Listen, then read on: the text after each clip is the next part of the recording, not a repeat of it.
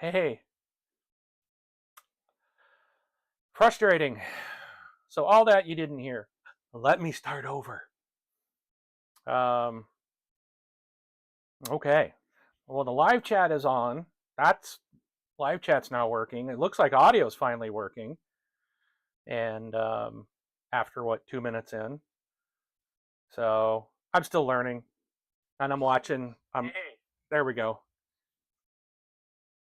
Frustrating. So all that. Okay. So I'm just gonna leave this up over here in front of my computer so I can see that we are still live. Now I know you can hear me. Apologize again. I've been messing with stuff this morning. Again, this is still all testing, trying to get everything right. I've messed with cameras, messed with audio, messed with lighting, trying to improve, trying to get rid of shadows. Now today my face is all lit up and I got shadows in the back, and our sign, our this Board Game Life logo sign back there is, I don't know, it seems a little dark. Not a professional, people. Not a professional, obviously, as I was talking on mute for the first 2 minutes. Anyways, let's just get started, and let's see if this video looks better than yesterday's video. Fingers crossed. And then I think we will be hopefully ready to launch into some other stuff if I can get everything, if I'm happy with how this turned out. So let's go through. We're going to talk about it again today. Star Trek Star Realms.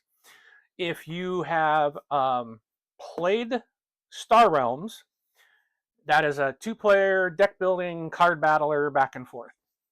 And when I saw this, I was like, yes, I love Star Realms. I love Star Trek. This is going to be cool. But the first time I saw it on the shelf, I didn't pick it up because I'm like, well, it's hard for me to find someone else in just a 2-player situation. My gaming groups we're usually doing 4 to 6 to 8 players, and a 2-player game is just a little tougher to get to the table. Well, then a week later, I went by and I was perusing the store again, and I saw it, and I picked it up again, and then I happened to notice 2 to 4 players. 2 to 4 players. Okay, that probably doesn't come through very well. And I was like, 4 players? Wait a minute. So I decided to check it out and bought it, obviously. So we are going to take a look. Oh, let me get some of this computer stuff out of the way, folks, because who wants to see that? Oh, I do need my, oh no, I don't. All right, so let's switch over to the other camera, and hopefully here, in fact, I'm just going to put this back in the middle so you can see that you can actually read the box today. All righty. So I've got a little bit more table space, but you can actually read. You can read it. Yesterday when I was doing this, like, the deck building was all fuzzy, and so I found out somehow the resolution on this camera got like cut in half. I don't know why. I don't know what changed it, but it happens when you're setting stuff up and doing all kinds of weird stuff. Trying to figure out how to get rid of shadows, people. Sorry, bear with me. But the good thing is you get rid of the box, you get it out of there, and there's no shadow until I put my hand out there. All right, so we're opening the box. You get a nice rule book. All right, this is, what is, I think it's 16 pages. On the back is a nice reference sheet with the iconography listed and what all the icons mean, your turn order. So if you can leave this on the table for a reference, if you will. The other thing, oh, well, let me just go back to the rule book. Really nice full color. Does have, describes all the components in the game, and I'm getting reflections. There we go. But see, now it's too far away, so, but anyways, it is what it is, right? Cool thing about this game, like I said, 4 players, and if you have 2 copies, they actually have 3 to 6 player modes They have several different modes. So a couple 3 to 6 players, 3 to 4, 3 to 6. Again, if you want to play more than 4 players, you would need 2 copies of the game. But that's kind of cool that it allows to expand up to 6 players. So you might be wondering, well, how do you have 4 players if it's Star Realms? Again, they took Star Realms and then they basically kind of copied and mapped the original Star Realms and themed the new one Star Trek. And so you have the Federation, we have the Klingons, the Romulans, and the Dominion. So they've taken these 4 and put them as separate, not and well, I guess they're enemies, right? Separate factions. It's written right in front of me, Mark. Hello. There's separate factions in the game. So we'll take a look at some of those in just a moment. But really nice rule book, very easy to read. And if you are familiar with Star Realms, it's going to take you no time to get up and play the Star Trek version. So in the box, you do get a 2-player cardboard player mat. And it's nice because on both sides, it does show your turn phases, and it does list where your trade cards, your scrap cards, the Akora class cards go, and then of course the trade row is here as well. So you don't need this, you don't need it, but it's really nice for maybe new players to the game. It just kind of helps you know where to put your stuff. But again, not required, but it's still nice to have for new players. These are cardboard tokens. These are the authority tokens. They are double-sided. So there's a 10 on that side. The other side is 20, so that's the authority. And then the 5s and the 1s they're double-sided, but it's the same on both sides. So every player starts with 50 authority, and basically you work your way down to knock your opponents down to 0. All right. So let's get to the cards. Now, yesterday's video, I opened these on the stream. So they're already opened. I already unboxed it. Sorry. But so let's look at the the Romulans first. So you get, if you're playing the Romulans, you've got you've got the Romulan color. So here's all their ships. So this one is, these are the Landora class. These are a whole bunch of different ships that are going to give you points or suspend into these. There's some attacking items. But like, what's cool, I'm going to try this. Hopefully that'll look a little better. But if you see the picture on the original Star Realms, the ships were obviously the same. And what's really cool about the Star Trek one is they're different. You get, like, in fact, this one has a whole bunch of ships on it. So that's kind of cool. You getting to see, real ships. The names of those ships from the TV shows and the movies and stuff are listed. This one here is a bird of prey. This is Red Talon. So there's a lot of information for Star Trek fans on the cards. And then you have your outposts. And again, every card is different. Like, here's the Romulan Senate Chamber. Gotta get used to. Don't know if I want to get too close. It probably won't focus in. And then here's a Borg Artifact Research Institute. So all the cards are different, which I think really, makes it a little bit more interesting for Star Trek fans to kind of mix it up a little bit. Next, we have the Dominion. So their cards are purple in nature, and it's the same thing. All their cards are different ships, and it's just really cool. But the symbolism is basically the same.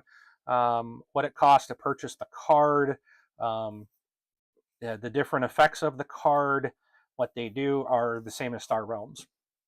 So they still function the same way. And then here's their outposts as well. And then we have the Klingons. So again, same thing, all kinds of different ships from all the different, there's like, it's not just, the thing about it is not just a Star Trek like Next Generation. These different things take place across different parts of the Star Trek universe. So you might see some older ships from some different series, some of the newer stuff in here as well. There are birds of prey. Let's see, here's a bird of prey right here. The IKS Ochrona. Here's a prototype bird of prey right here. I thought there was one more probably hidden in here somewhere, but there's Klingon battle cruisers. The Toral, yeah, there's another bird of prey. So, and then first, I know there was Aurora Pente was one of the outposts. Yeah, Aurora Pente, the penal colony. This was from one of the movies. And then the Federation cards. So again, we got some like little runabouts. Then there's some of these bigger class of ships. Oops, upside down. And then the Enterprise. There is the Enterprise D is in this group. There's the USS Reliant, which was from Star Trek II: Wrath of Khan. There's the Reliant, and then the USS Enterprise D, NCC 1701D. So, and then of course they have a bunch of different Deep Space Five. There's the Federation headquarters there in San Francisco. Here's the United Federation of Planets HQ out in space. I think that this one was from maybe it was in Picard or something like that. I think that might have been it. Daystrom Institute, Starbase 74. So don't hate me if I'm saying something incorrect. I'm not a huge Trekkie, but I do like Star Trek. I do really enjoy those. And then we have the kind of neutral cards, the Okura class. These are Ferengi Marauders, and there's Regilian scout ships. I think that's it. Oh, and then Maquis Raiders. So, that is Federation. So, but that's kind of a look at the cards and what comes in the game. So, total, what comes in the game, according to the back of the box, 130 cards, 20 for each faction. The 50 unaligned cards, which we just mentioned. The authority counters, 1 2-player game mat, and the full color rule book. It's a nice insert. The box is really good, nice cardboard quality. It's not cheap, and the insert was printed with the Enterprise in it. So pretty nice, actually. I think it was overall very nice. So let's go back to that camera. Alrighty. So that's what I've got for you today. And again, it looks like the camera looked a lot better. I have a third camera that I want to set up so that I can kind of slide a card onto the mat and have it overlay that screen that we were just on. But I got to get like a little green screen type of patch, so then I can just slide a card over, and then I'll work to have that so it shows real nice on the screen instead of me trying to lift up to the overhead camera. But that's a work in progress. So those are some things to come, and I appreciate all of you tuning in. If you watched the first one, I really appreciate you coming back going, why is this guy redoing it again? But hopefully you'll notice that video was much better, and feel free to leave me any comments. I do have comments turned on now. I've had some issues with the stuff not wanting to let me record or stream, and but I am watching. I do have my phone up to see a live chat, but right now it's just me. But that's okay. You guys aren't yet fully aware, but as time comes along, you might get those alerts and maybe hop in on a live feed. But all right, that's it for me right now, and I hopefully I'll be back again here in the next day or two with a different unboxing, because I do have things that are older games, but are things I've just picked up. And so I still haven't opened them, and I thought I was holding them. I'm like, you know what? I can go look through them and see what's in these boxes, and kind of get excited about getting ready to play them. And then, yep, that's it. Again, thank you for checking out This Board Game Life. We do have our audio podcast is now on our YouTube channel. There is a playlist for that. We have created a playlist for the unboxings, and if we do like solo playthroughs and stuff, which I might try to do with like things maybe like Final Girl or Too Many Bones, or I've got some stuff around here thinking about just going live and just sit here and maybe play and see how that goes. But we'll have separate little, what is it, like playlists, yeah, for those things to make it easier for you to find. But again, thanks a lot for joining and watching, and we'll catch you see you at the table. All right.